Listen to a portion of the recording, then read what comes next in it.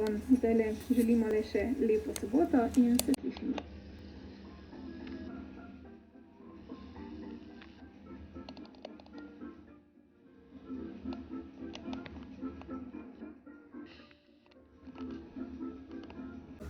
Delali smo še stavbe, tako iz lesenih polt, pa tako smo pa na nek način tekmovali, katera stavba je bila boljša. Na kaj je treba biti pozoren, ko gradimo hišo, tudi če je to majhna hiša iz lesa? Moramo biti pozorni na simetrijo, da hiša ni tako narejena, da se bo podrla. Moramo paziti, da upoštevamo načrt.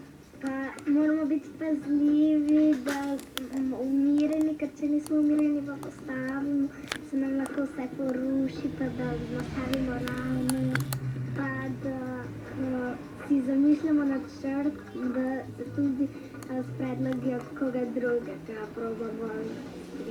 Kaj ste še počeli?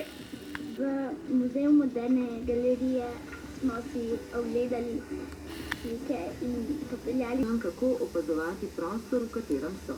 V tem primeru je bila to Ljubljana. Kaj so ugotovili? Da ima veliko zanimivih in je lepo mesto, ker ima tudi veliko parkov. Ljubljana je tako lepa, ker recimo tukaj je park Tivoli in se lahko sprehajaš po njem. Pa tudi tako ima veliko stavb, ki so zanimive, pa veliko muzejev, pa galerij.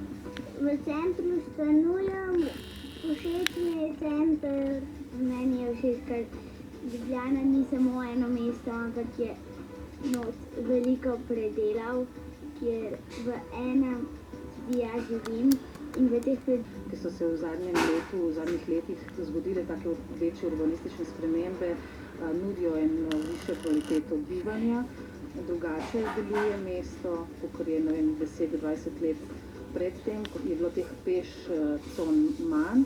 Tako da ja, to je više kvaliteta bivanja. Ko nekaj časa živimo v nekem mestu, mogoče kar pozabimo opazovati vse, kar nas obdaja. Na kaj ne bomo pozorni, ko se sprehajamo po mestu, da bomo mogoče odkrili kaj novega? Mi radi opomnimo otroke, da niso stvari v prostoru samoumevne, ampak da jih morajo opazovati in kdaj tudi dvigati pogled nad tisti zorni kot, v katerem se sprehajajo, ali pa pogledati na tla, ker so vse te stvari dopolnjujejo secesijskih objektov, stavb. Ozrite se, stopite na drugo stran ulice.